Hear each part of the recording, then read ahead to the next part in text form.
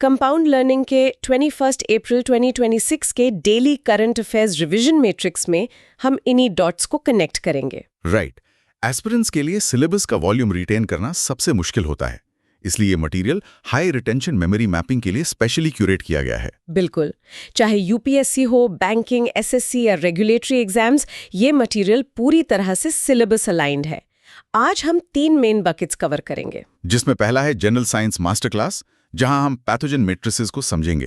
फिर economy and banking, जिसमें DGFT, Boolean और जीडीपी फोरकास्ट की डिटेल्स होंगी। और आखिर में नेशनल और जियोपॉलिटिक्स, जहां ब्रिक्स और 100 GW न्यूक्लियर टारगेट की बात होगी। ये सेशन बेसिकली उम्मीदवारों के लिए एक जीपीएस नेविगेशन सिस्टम की तरह है, जो उन्हें सिलेबस के भारी भरकम ट्रैफिक से आसानी से बाहर निकाल लेगा। Let's move to our next slide. Aerospace sector में अभी सबसे बड़ी news Rosalind Franklin rover mission की है। ये नासा और यूरोपियन स्पेस एजेंसी का जॉइंट मिशन है, राइट? बिल्कुल सही। यूएसए और नासा इसे 2028 में लॉन्च करने वाले हैं और लॉन्च व्हीकल होगा SpaceX falcon heavy rocket. Oh wow! और इसका मेन गोल मार्स पर जीवन के संकेत खोजना है ना? हाँ, पर जब भी मार्स एक्सप्लोरेशन की बात हो तो कैंडिडेट्स को भारत का मंगलयान यानी मार्स ऑर्बिटर मिशन जरूर याद रखना चाहिए। सही बात है। मंगलयान ने ही तो भारत को अपने पहले ही अटेम्प्ट में मार्स की ऑर्बिट में पहुंचाने वाला पहला देश बनाया था। एग्जैक्टली। और वो PSLV C-25 रॉकेट के जरिए मुमकिन हुआ था। अरे यहाँ मुझे एक बड़ा इंटरेस्टिंग कॉन्ट्रास्ट दिख रहा है। एक तरफ हम स्पेस रेस में मार्स पे जीवन खोज रहे हैं और दूसरी तरफ धरती पर साइबर फ्रॉड से बचने के लिए CBI ने AI चैटबॉट अभय लॉन्च किया है। मतलब क्या ये दोनों टेक्नोलॉजीज आपस में किसी तरह जुड़ी हैं? बहुत गहरा कनेक्शन है। स्पेस एक्सप्लोरेशन हमें हमारी फिजिकल बाउंड्रीज पुश करना सिखा रहा है, राइट? पर धरती पर हमारी रियलिटी पूरी तरह डिजिटल हो गई है।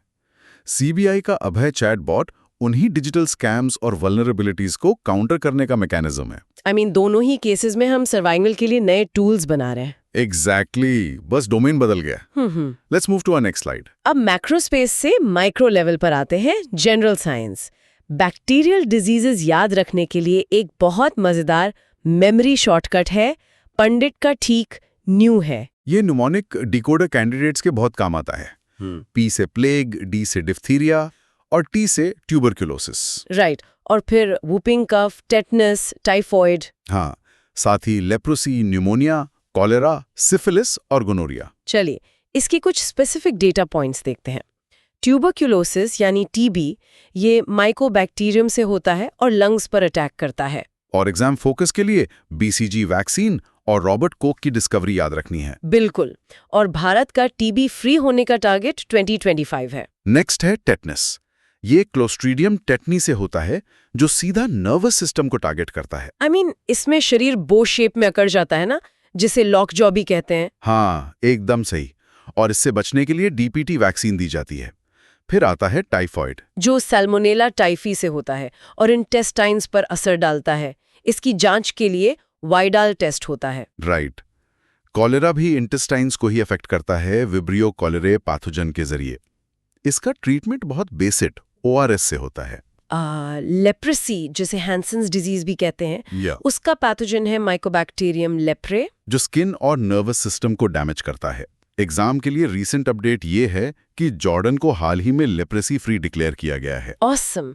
बैक्टीरिया बेसिकली शरीर में उन जिद्दी किराएदारों अनवांटेड टेनेंट्स की तरह हैं, जिन्हें बाहर निकालने के लिए एंटीबायोटिक्स या वैक्सीन रूपी एविक्शन नोटिस की सख्त जरूरत होती है। Let's move to a next slide. बहुत सही एनालॉजी दी आपने।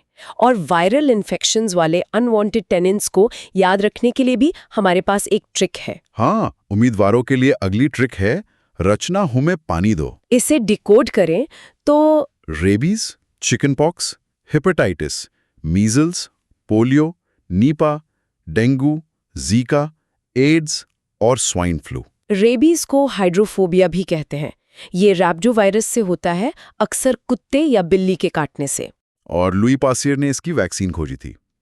डेंगू की बात करें तो ये आर्बो वायरस है, जो एडीज इजिप्टी मच्छर फैलाता है, राइट?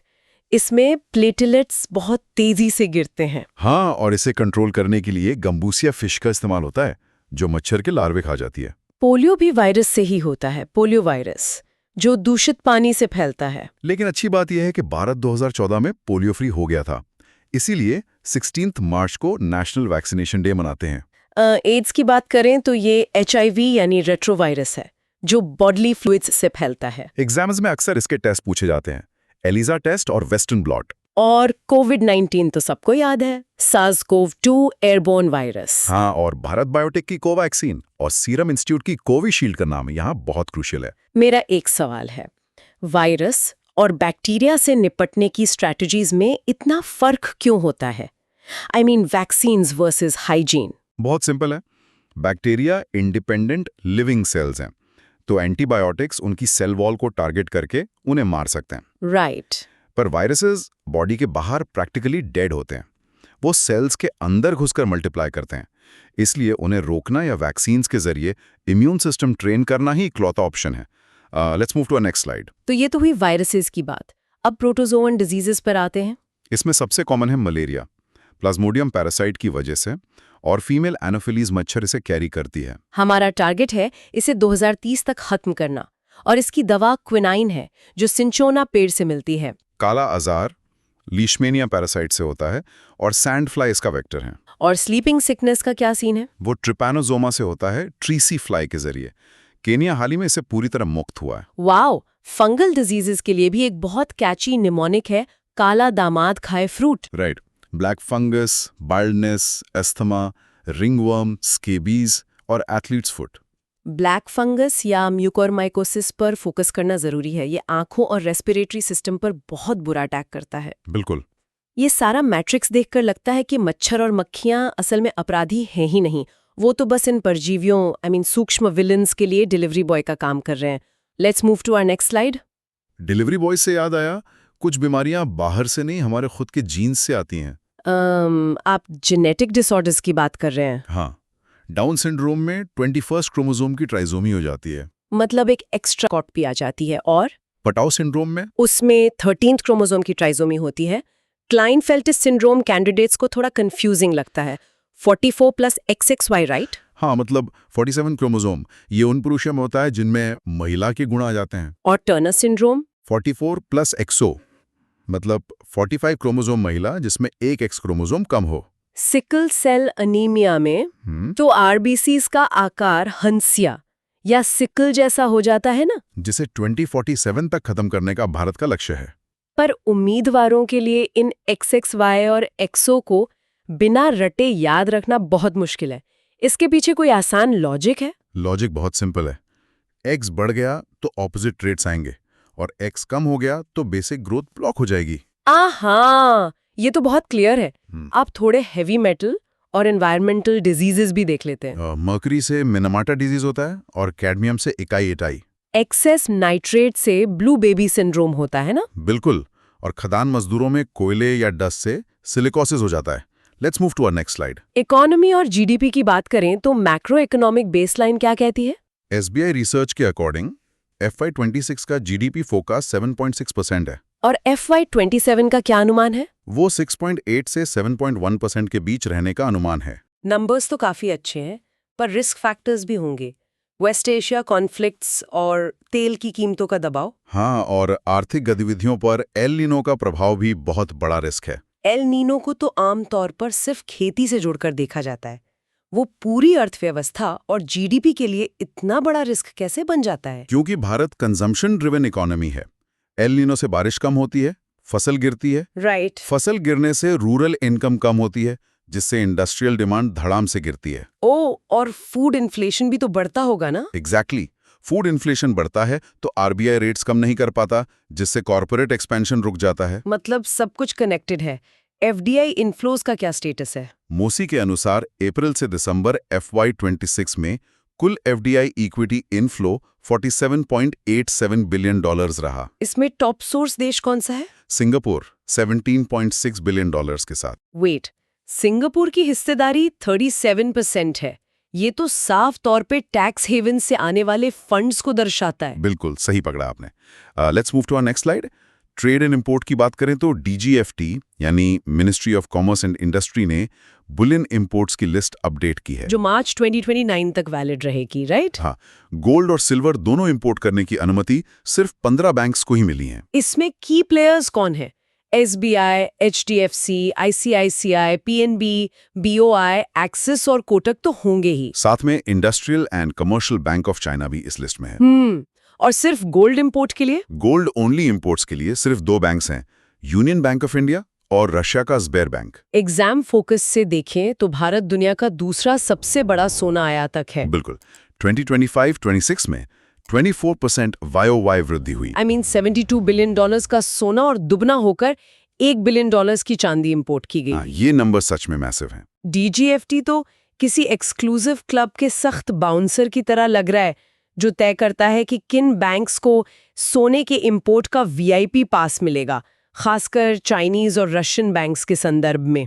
सही एनालॉजी है। जियोपॉलिटिक्स और ट्रेड यहाँ आपस में मिल रहे हैं। Let's move to a next slide.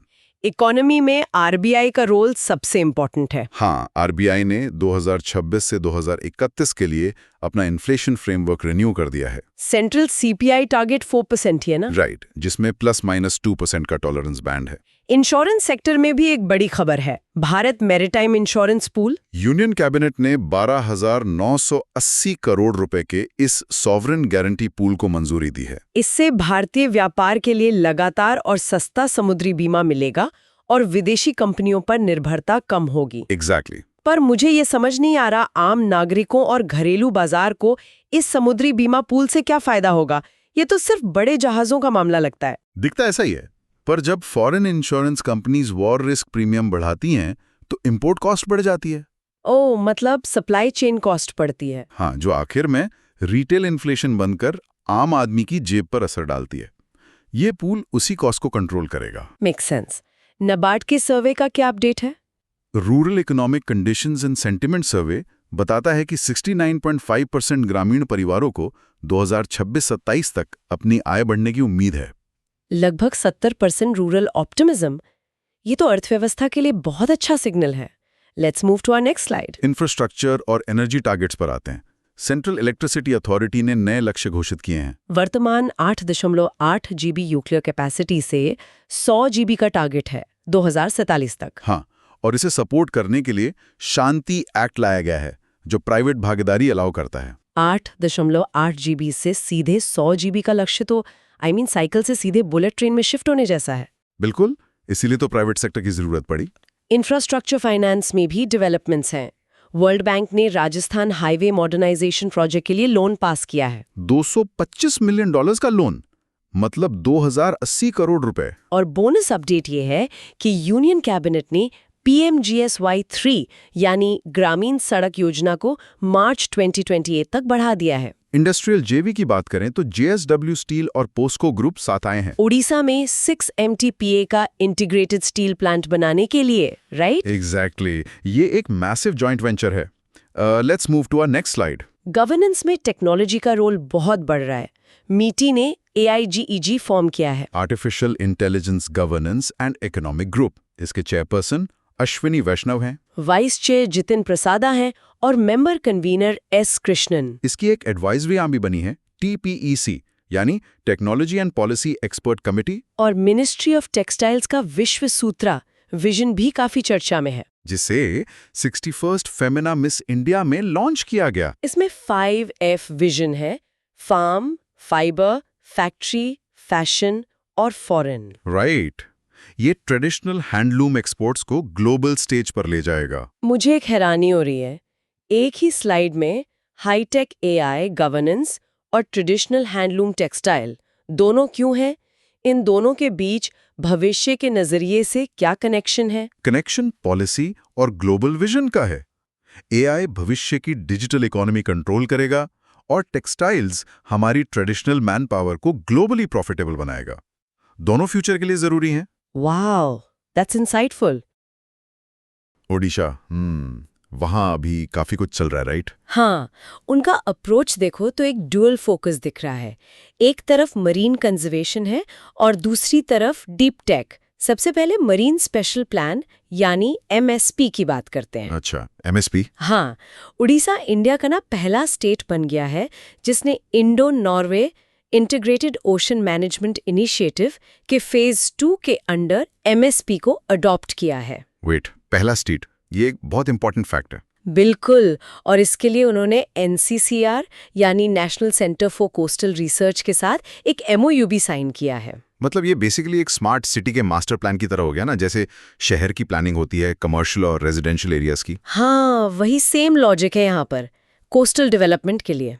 तो उड़ीसा अपनी 574 किलोमीटर लंबी कोस्टलाइन को ना नॉर्वे की मदद से प्लान कर रहा है, जिससे कोस्टल इकोनॉमिक डेवलपमेंट और मरीन कंजर्वेशन में एक बैलेंस बन सके। पर नॉर्वे ही क्यों? पता है, नॉर्वे मरीन टेक में और ओशन मैनेजमेंट में एब्सोल्यूट ग्लोबल लीडर है। उनका डेकेड्स का एक्सपीरियंस है। राइट, पर उड़ीसा का फोकस सिर्फ नेचर तक लिमिटेड नहीं है। राइट, उन्होंने सेमीकंडक्टर में भी कुछ बड़ा किया है। इंडिया के पहले advance 3D semiconductor packaging unit का फाउंडेशन स्टोन भी उड़ीसा में ही रखा गया है। ओह वाओ, 3D पैकेजिंग मतलब माइक्रोचिप्स को वर्टिकली स्टैक करना, जिससे स्पीड बहुत बढ़ जाती है। नेचर और फ्यूचर रेडी टेक दोनों एक साथ। ये एग्जाम के लिए बहुत हॉट टॉपिक है। चलिए let's move to our next slide. Bilateral strategic engagements की बात करते हैं। 2 मेजर समिट्स हुए हैं, एक ईस्ट में और एक वेस्ट में। पहले साउथ कोरिया की बात करते हैं, जहां की लीडर प्रेसिडेंट ली जेम्यूंग है। वहां तो UPI को लेकर कुछ बड़ा अनाउंसमेंट हुआ है ना? हाँ, यहाँ डिजिटल ब्रिज लॉन्च हुआ है, जो हमारा UPI इंटीग्रेशन है, और 2030 तक ना $50 बिलियन बायलैटरल ट्रेड का टारगेट सेट किया गया है। $50 बिलियन, ये बहुत बड़ा नंबर है। बिल्कुल, और साथ ही CEPA अपग्रेड टॉक्स फिर से शुरू हुई हैं, और 2028-29 को India Korea year of friendship declare किया गया है। अच्छा, ईस्ट के बाद वेस्ट की क्या अपडेट है? वेस्ट में ऑस्ट्रिया समिट हुआ है, पार्टनर ऑस्ट्रिया है और लीडर उनकी चांसलर डॉक्टर क्रिश्चियन स्टॉकर हैं। यहाँ फोकस स्ट्रेटेजिक कॉपरेशन और टेक पार्टनरशिप्स पर रहा। पर एक लॉजिक क्लियर करना यहाँ जरूरी लगता है। पूरे 42 साल बाद किसी ऑस्ट्रियन चांसलर का ये विजिट अचानक क्यों हो रहा है? और ये जो साउथ कोरिया के साथ डिजिटल ब्रिज है, वो ग्लोबल इकोनॉमी के हिसाब से कितना बड़ा गेम चेंजर है? पता है, ये सिर्फ एक डिप्लोमेटिक फोटो ऑप नहीं है। ऑस्ट्रिया का 42 साल बाद आना एक क्लियर जियोपॉलिटिकल सिग्नल है कि यूरोप अब इंडिया को रिलायबल टेक पार्टनर मान रहा है, सिर्फ एक कंज्यूमर मार्केट नहीं। सही बात है, ग्लोबल सप्लाई चेन डाइवर्सिफिकेशन बहुत जरूरी हो गया आजकल। और डिजिटल ब्रिज डिजिटल डिप्लोमेसी का एक मास्टर स्ट्रोक है। स्विफ्ट नेटवर्क पर डिपेंडेंस कम होगी और cross border payments real time हो जाएंगे। यही चीज उस 50 बिलियन ट्रेड टारगेट की बैकबोन बनेगी। एकदम परफेक्ट सेंस बन रहा है। अब इकोनॉमी से हेल्थ डिप्लोमेसी की तरफ बढ़ते हैं। Let's move to our next slide. Inaugural BRICS health working group 2026 की बात करते हैं, जिसे HWG भी कहते हैं। ये न्यू दिल्ली में होस्ट हुआ और इसको चेयर पुण्य सलिला श्रीवास्तव ने किया, जो मिनिस्ट्री ऑफ हेल्थ की सेक्रेटरी हैं। और कॉन्टेक्स्ट ये है कि 2026 की ब्रिक्स चेयर इंडिया के पास है, राइट? बिल्कुल सही। यहाँ 2 मेजर प्रपोजल्स थे। पहला the BRICS mission for healthy lifestyles और दूसरा promotion of mental health and wellness initiatives. साथ में एक और इवेंट भी हुआ था दिल्ली में। हाँ, ORF और RIS ने न्यू दिल्ली में ही अप्रैल 17 और 18 को इनॉग्रल ब्रिक्स एकेडमिक फोरम भी होस्ट किया था। देखो, प्रपोजल्स बहुत आगे की सोच रहे हैं, पर ब्रिक्स जैसे इकोनॉमिक और स्ट्रेटेजिक फोरम में मेंटल हेल्थ जैसे सॉफ्ट टॉपिक्स को इतना बड़ा पुश मिलना थोड़ा अजीब नहीं लगता? एक्चुअली यही तो सॉफ्ट पावर डिप्लोमेसी है आज के टाइम की। जब इंडिया चेयर होल्ड करता है ना, तो ग्लोबल एजेंडा सेट करने की पूरी पावर उसके पास होती है। हाँ, पेंडेमिक के बाद हेल्थ वैसे भी नेशनल सिक्योरिटी का इशू बन गया है। एग्जैक्टली, और इकोनॉमिक प्रोडक्टिविटी सीधा मेंटल वेलनेस से जुड़ी है। तो इस लेवल पे मेंटल हेल्थ को पुश करके इंडिया अपनी ग्लोबल हेल्थ लीडरशिप एस्टैब्लिश कर रहा है। सही बात है। हेल्थ के बाद अब हार्ड पावर यानी डिफेंस कैपेबिलिटीज देखते हैं। Let's move to our next slide. Naval modernisation और जॉइंट मिलिट्री एक्सरसाइजेस। यहाँ कुछ टेक्निकल अपडेट्स हैं एस्पिरेंट्स के लिए। सबसे पहले INS अरिघाट। ये SSBN यानी nuclear powered ballistic missile submarine class का है। हाँ, और स्टेटस ये है कि इस प्रोग्राम का ये तीसरा वेसल है जिसे इंडियन नेवी में कमीशन किया गया है। और दूसरा एसेट कौन सा है? दूसरा एसेट है DSC-23।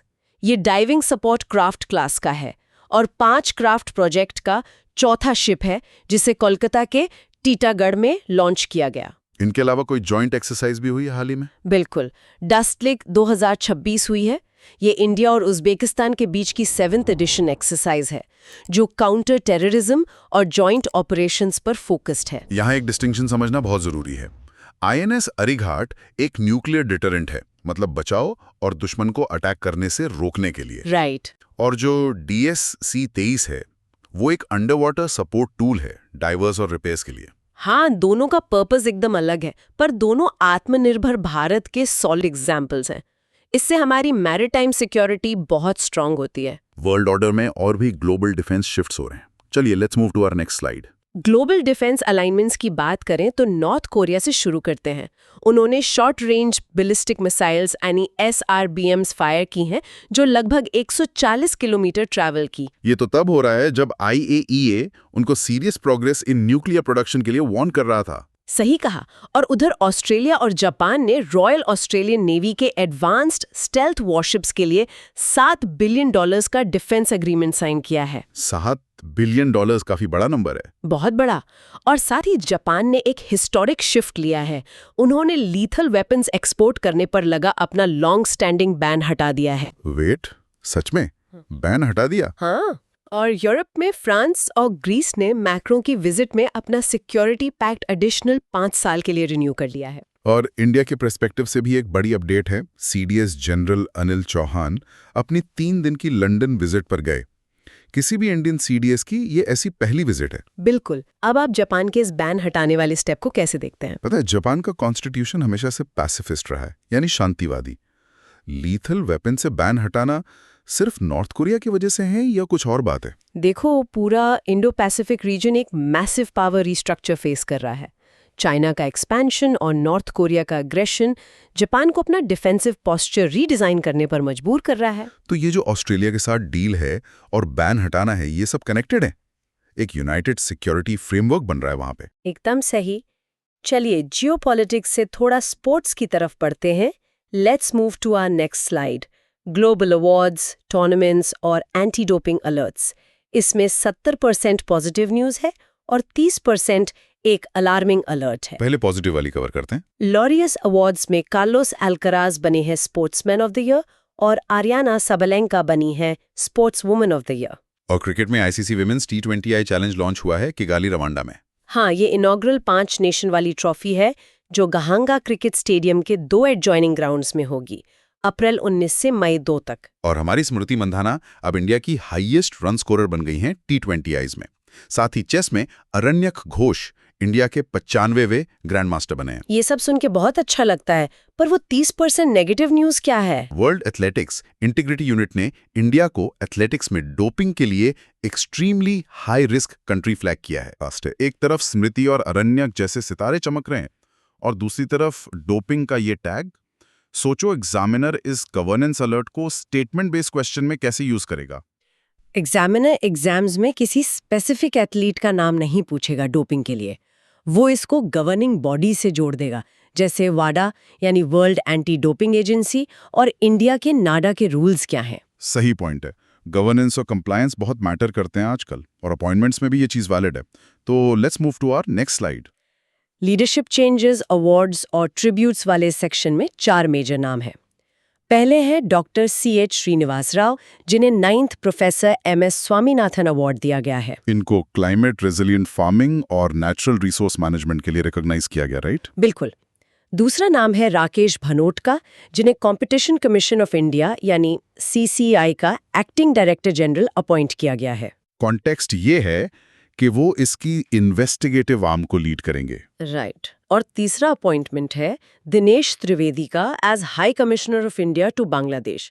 इन्होंने प्रणय वर्मा को सक्सीड किया है। और चौथी अपडेट एक ओबिचुअरी है, ब्राजीलियन बास्केटबॉल लेजेंड और hall of fame Oscar Schmidt की। वेट, ये वही है ना जिनका लेब्रॉन जेम्स से पहले पॉइंट रिकॉर्ड था? हाँ, 49,737 पॉइंट्स का अनऑफिशियल वर्ल्ड रिकॉर्ड इन्हीं के नाम था, लेब्रॉन से पहले। पर देखो, जब एग्जाम में ये सारे नाम एक साथ आते हैं ना, तो बहुत कंफ्यूजन होता है। वही तो टिप है, सिर्फ नाम रटने से कुछ नहीं होगा, कॉन्टेक्स्ट याद रखना बहुत जरूरी है। बिल्कुल, जैसे राकेश भनोट CCI की सिर्फ इन्वेस्टिगेटिव आर्म लीड कर रहे हैं या दिनेश त्रिवेदी ने प्रणय वर्मा को रिप्लेस किया, एग्जाम में यही कॉन्टेक्स्ट कंफ्यूजन से बचाता है। कॉन्टेक्स्ट सच में हमेशा रिलेवेंट होता है, खासकर डेज और डेट्स में। हिस्ट्री को रिवाइज करने के लिए let's move to our next slide. April observances timeline part 1 में मिड अप्रैल के डेज देखते हैं। 14 अप्रैल को national fire service day observe किया जाता है। इसकी 2026 की थीम तो safe school, safe hospital and fire safety aware society है ना? हाँ, पर इसकी हिस्ट्री याद रखनी चाहिए। ये 1944 के बॉम्बे डॉक एक्सप्लोजन की याद दिलाता है, जहां एसएस फोर्ट स्टिकाइन शिप में बड़ा धमाका हुआ था। ओह अच्छा, वो काफी डरावना एक्सीडेंट था। और दूसरा दिन? दूसरा है 17 अप्रैल यानी वर्ल्ड हीमोफिलिया डे। इसकी थीम है diagnosis first step to care. ये इनहेरिटेड ब्लीडिंग डिसऑर्डर्स की अवेयरनेस के लिए है, जहां खून जमता नहीं है। इसे 1989 में शुरू किया गया था। तो यहाँ पर ऑब्जर्वेशन ये है कि थीम तो हर साल बदलती रहती है, पर हिस्ट्री चेंज नहीं होती। बिल्कुल सही। जैसे 1944 का एसएस फोर्ट स्टिकाइन वाला इवेंट अगर समझ लिया तो 14 अप्रैल हमेशा के लिए याद रहेगा। एकदम सही अप्रोच है। रटने की जगह कहानी से याद रखें। अब लेट अप्रैल डेज देखते हैं। Let's move to our next slide. Late April की बात करें तो 18 अप्रैल है वर्ल्ड हेरिटेज डे, जिसका ऑफिशियल नाम international day for monuments and sites यानी IDMSB है। और इसकी थीम है हेरिटेज फॉर जेनरेशंस। इसके बाद आता है 21 अप्रैल यानी आज ही का दिन, नेशनल सिविल सर्विसेज डे। इस बार की थीम है विकसित भारत, सिटीजन सेंट्रिक गवर्नेंस। इसकी हिस्ट्री बहुत इंस्पायरिंग है। सरदार वल्लभ भाई पटेल ने 1947 में सिविल सर्वेंट्स को स्टील फ्रेम ऑफ इंडिया कहा था। उसी की याद में ये दिन मनाया जाता है। और आज ही विज्ञान भवन में PM's awards for excellence in public administration भी दिए गए। पता है, पटेल जी का स्टील फ्रेम विजन स्टेबिलिटी के लिए था, और आज की विकसित भारत थीम पब्लिक एडमिनिस्ट्रेशन के सिटीजन सेंट्रिक होने पर फोकस करती है। बिल्कुल, ये थीम का एवोल्यूशन पब्लिक एडमिनिस्ट्रेशन की नींव है। अच्छा, अब टाइम हो गया मेमोरी चेक का। Let's move to our next slide, the daily retention check. चलिए practice MCQs rapid fire style में पूछते हैं। अच्छा, तो पहला सवाल, रिवाइज्ड DGFT मैंडेट जो 2029 तक वैलिड है, उसके तहत कितने बैंक्स दोनों गोल्ड और सिल्वर इंपोर्ट कर सकते हैं? यहाँ पर ट्रैप बोथ वर्ड में है। इसका सही जवाब है ऑप्शन बी, 15 बैंक्स। बढ़िया। दूसरा सवाल, डेंगू फीवर के लिए कौन सा वायरस जिम्मेदार है और प्राइमरी वेक्टर क्या है? डेंगू का कॉज आर्बो वायरस है और वेक्टर एडीज इजिप्टी मॉस्क्यूटो है, तो ऑप्शन ए करेक्ट है। क्वेश्चन 3, सेंट्रल इलेक्ट्रिसिटी अथॉरिटी यानी CEA ने 2047 तक कितनी न्यूक्लियर पावर कैपेसिटी का टारगेट रखा है? राउंड फिगर्स कंफ्यूज करती हैं काफी, पर इसका आंसर ऑप्शन सी 100 गीगावाट है। और आखिरी सवाल, इंडिया और साउथ कोरिया की डिजिटल ब्रिज इनिशिएटिव का 2030 तक बायलैटरल ट्रेड वॉल्यूम टारगेट क्या है? इसका right answer option B, $50 billion है। पता है, एग्जाम्स में 15 बैंक, 100 गीगावाट या 50 बिलियन जैसे क्लोज डेटा पॉइंट्स बहुत कंफ्यूज करते हैं। वही बात है, और उन्हें कॉन्टेक्स्ट के साथ ही रिकॉल किया जा सकता है। तो आज हमने काफ़ी कुछ कवर कर लिया डीप डाइव में। ओडिशा के MSP से लेकर south Korea, Austria, defence shift सब कुछ डिकोड किया। जाने से पहले एस्पिरेंट्स के लिए एक प्रोवोकेटिव थॉट छोड़ना चाहूंगी। हाँ बिल्कुल। आज हमने देखा कि कैसे जापान अपना शांतिवादी स्टैंड बदल रहा है और ब्रिक्स में इंडिया हेल्थ लीडरशिप ले रहा है। जरा सोचिए, एक फ्यूचर बैंकर या एडमिनिस्ट्रेटर के तौर पे दुनिया में जो ये जियोपॉलिटिकल शिफ्ट्स हो रहे हैं ना, ये आपके फ्यूचर रोल्स और इंडिया की इकोनॉमिक पॉलिसीज को कैसे अफेक्ट करेंगे? कमाल का सवाल है सोचने के लिए, क्योंकि करंट अफेयर्स कभी अकेले में काम नहीं करते। तो दोस्तों, अब सारे कॉन्सेप्ट्स क्लियर हैं और अब जाके वो PDF पढ़ी जा सकती है सॉलिड डिवीजन के लिए। Keep exploring and keep compounding that knowledge.